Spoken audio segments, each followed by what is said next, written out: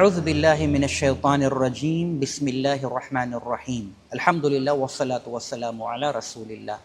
Mga alipin ng Allah, isa sa pinakamahalagang katangian ng isang tunay na mananampalataya ay ang kanyang kahandaang yumuko sa katotohanan saan man ito manggaling. Ang Islam mismo ay nangangahulugan ng pagsuko at pagpapasakop sa Allah subhanahu wa ta'ala. At ang tunay na pagpapasakop ay hindi lamang sa mga bagay na gusto natin, kundi maging sa mga bagay na sumasalungat sa ating sariling kagustuhan, opinyon, tradisyon, damdamin o kaya personal na pananaw. Maraming tao ang nagsasabing mahal nila ang katotohanan. Ngunit kapag ang katotohanan ay umayon sa kanilang gusto, madali nila itong matanggap. Ang tunay na pagsubok, mga kapatid ko, mga alipin ng Allah subhanahu wa ta'ala, ang tunay na pagsubok ay dumarating kapag ang katotohanan ay laban sa atin. Kapag ipinakita sa atin ang malinaw na ebidensya na nagpapatunay na tayo ay nagkamali, dito lumalabas kung sino ang tunay na tapat at kung sino ang alipin lamang ng kanyang sariling pagnanasa. At merong sinabi ang Allah subhanahu wa ta'ala patungkol dito. Sinabi niya, Ya ayyuhalladhina amanu, kunu qawwamina bilqisti syuhada'a lillah, walau ala anfusikum, awil walidaini wal aqrabin. O kayong mga sumasampalataya, maging matatag kayo sa pagtataguyod ng katarungan bilang mga saksi para sa Allah subhanahu wa ta'ala, kahit pa laban ito sa inyong mga sarili o sa inyong mga magulang at sa mga kamag-anak. Ngayon mga alipin ng Allah subhanahu wa ta'ala, mga kapatid sa pananampalataya, pag-isipan natin ang dakilang talata na ito. Hindi sinabi ng Allah subhanahu wa ta'ala na maging saksi tayo para sa ating sarili lamang.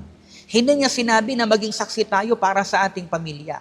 Hindi niya sinabi na maging saksi tayo para lamang sa ating grupo, sa ating samahan, sa ating tribo, paaralan ng pag-iisip, yung school of thought, o kaya mga paborito nating personalidad. Ang utos ng Allah ay maging saksi tayo para kay Allah subhanahu wa ta'ala at para sa katotohanan, kahit tayo mismo ang tamaan nito. Napakadali para sa isang tao na punahin ang pagkakamali ng iba. Ngunit napakahirap para sa marami na aminin ang sarili nilang pagkakamali. Kaya nga, ang isa sa mga pinakamalaking hadlang sa pagtanggap ng katotohanan ay ang kayabangan. Okay? Sinabi ni Propeta Muhammad sallallahu alaihi wasallam, Al-kibru batarul haq wa ghamtun nas. Ang kayabangan ay ang pagtanggi sa katotohanan at paghamak sa mga tao. Ito yung kayabangan. Tinatanggihan mo ang katotohanan, hinahamak mo ang mga tao. Nagmamaliit ka sa kanila. At pansinin natin mga kapatid sa pananampalataya na hindi sinabi ng Propeta sallallahu alaihi wasallam na ang kayabangan ay ang pagsusuot lamang ng mamahaling damit o ang pagkakaroon ng mataas na katayuan. Ang pinakaugat ng kayabangan ay kapag dumating ang katotohanan, ngunit ayaw natin itong tanggapin. Ayaw itong tanggapin ng tao dahil lamang hindi ito naaayon sa kanyang nais. Ito ang naging sakit ni Iblis. Hindi siya naging kafir dahil kulang siya sa kaalaman. Hindi siya naging kafir dahil hindi niya nakilala ang kanyang Panginoon. Alam niya ang katotohanan. Ngunit tumanggi siyang sumunod dahil sa kanyang pagmamataas. Nang utusan ng Allah subhanahu wa ta'ala si Iblis na magpatira pa kay Adam, hindi siya nagtanong kung ang utos ba na ito ay tama o mali. Alam niyang utos ito ng Allah subhanahu wa ta'ala.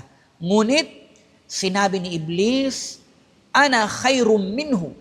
Ako ay higit na mabuti kaysa sa kanya. Mas mabuti pa ako kaysa kay Adam.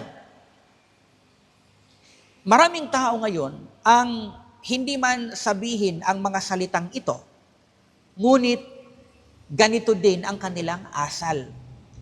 kapag may nagdala ng malinaw na talata mula sa Quran o isang matibay, mapapanaligang hadith, ang una nilang iniisip ay hindi kung tama ba ang ebidensya, kundi kung sino ang nagsabi nito.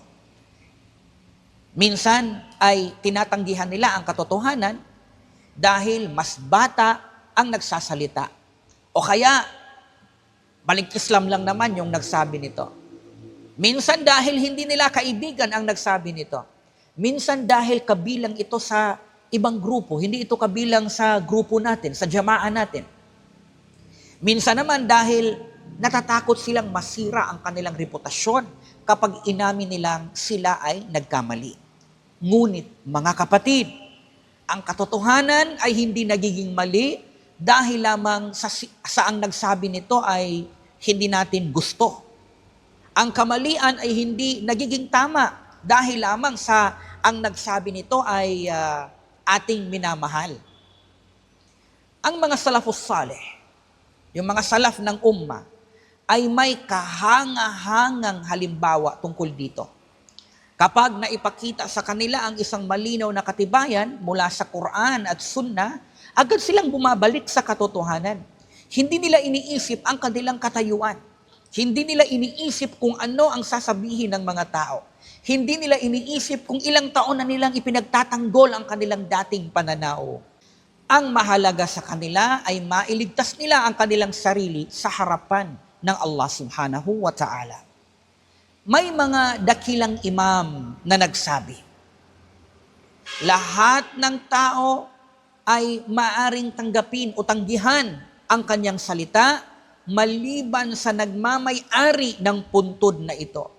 At itinuro nila ang puntod ng propeta sallallahu alaihi wasallam. Ipinapakita nito na walang sino man ang higit sa katotohanan. Walang personalidad, gaano man siya kadakila, ang maaring ilagay sa antas na hindi na maaring suriin ang kanyang salita sa liwanag ng Quran at Sunnah. Ito ang ating timbangan, ang Quran at ang Sunnah. Mga alipin ng Allah subhanahu wa ta'ala, mga kapatid sa pananampalataya, isa sa mga nakalulungkot na pangyayari sa ating panahon ay ang pagiging sunod-sunuran ng ilan sa personalidad sa halip na sa ebidensya. Kapag ang isang tao ay minamahal nila, handa silang ipagtanggol ito kahit malinaw na ang pagkakamali. At kapag ang isang tao naman ay hindi nila gusto, handa nilang tanggihan kahit malinaw na ang kanyang ebidensya. Ito ay hindi pagiging makatarungan. Ang mananampalataya ay dapat maging patas. Dapat niyang tanggapin ang tama kahit mula sa kanyang kaaway at tanggihan ang mali kahit mula sa kanyang pinakamalapit na kaibigan. Ito dapat ang katangiang taglay ng isang sumasampalataya. Ito ang tunay na kahulugan ng pagiging makatarungan para sa Allah Jalla wa'ala. Mga kapatid ko sa pananampalataya, mga alipin ng Allah subhanahu wa ta'ala, madalas tayong nakikipagtalo upang manalo sa usapan. Minsan ay mas pinahahalagahan natin ang tagumpay sa argumento kaysa sa pagkatuklas ng katotohanan. Kapag tayo ay napahiya, nagagalit tayo. Kapag tayo ay napatunayang mali, naghahanap tayo ng palusot.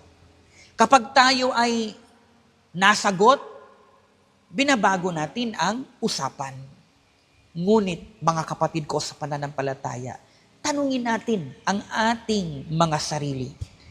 Ano ba talaga ang ating layunin? Ang layunin ba natin ay maitaas ang ating pangalan o maitaas ang katotohanan? Ang layunin ba natin ay protektahan ang ating ego o protektahan ang ating pananampalataya? Ang layunin ba natin ay magmukhang tama sa paningin ng tao o maging tama sa paningin ng Allah subhanahu wa ta'ala? Darating ang araw na wala ng debate. Wala nang palakpakan, wala nang taga-suporta, wala nang social media, wala nang mga taong magtatanggol sa atin. Tayo ay tatayo ng mag-isa sa harapan ng Allah subhanahu wa ta'ala. At sa araw na yon, hindi tayo tatanungin kung ilang debate ang ating napanalunan. Hindi tayo tatanungin kung gaano karaming tao ang sumang-ayon sa atin. Ang itatanong sa atin ay kung paano tayo tumugon nang dumating sa atin ang katotohanan. Tinanggap ba natin ito o tinanggihan natin ito dahil lamang sa ating pagmamataas? Naway sanayin natin ang ating mga puso na laging magsabi, kung mali ako, nais kong maitama. Kung mas may malinaw na ebidensya, handa akong sumunod.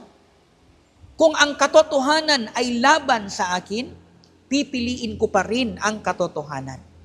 Sapagkat ang taong sumusunod sa katotohanan ay maaaring matalo sa paningin ng tao. Ngunit siya ay matagumpay sa paningin ng Allah subhanahu wa ta'ala. At ang taong sumusunod sa kanyang sariling pagnanasa ay maaaring purihin ng mga tao. Ngunit sa araw ng paghuhukom ay wala siyang maidadahilan sa harap ng kanyang Panginoon. Sinabi ng Allah subhanahu wa ta'ala, فَبَشِّرْ عِبَادْ الَّذِينَ يَسْتَمِعُونَ الْقَوْلَ فَيَتَّبِعُونَ أَحْسَنَهُ. Kaya't ibalita mo ang magandang balita sa aking mga alipin, yaong mga nakikinig sa salita at sumusunod sa pinakamabuti nito. Pansinin natin, mga kapatid, sa pananampalataya, na pinuri ng Allah subhanahu wa ta'ala ang mga taong nakikinig at sumusunod sa katotohanan. Hindi nila inuuna ang kanilang damdamin, ang pagmamataas, o kaya ang pansariling interes. Ang mahalaga sa kanila ay kung ano ang kalugod-lugod para sa Allah subhanahu wa ta'ala. Sa kabilang banda, ang isa sa pinakamalaking dahilan ng pagkaligaw ng mga naunang pamayanan ay ang pagsunod sa kanilang sariling pagnanasa. Kapag malinaw na ang katotohanan, ngunit mas pinili ng tao ang kanyang kagustuhan, unti-unti nitong pinatitigas ang kanyang puso hanggang sa mahirapan na siyang tumanggap ng gabay. Kaya, suriin natin ang ating mga sarili. Kapag tayo ba ay pinayuhan, marunong ba tayong makinig?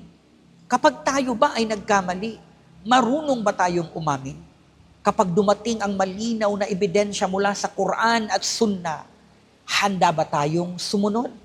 Mga kapatid sa pananampalataya, ang pag-amin sa pagkakamali ay hindi kahinaan. Sa katunayan, ito ay tanda ng katapatan at takot natin sa Allah subhanahu wa ta'ala.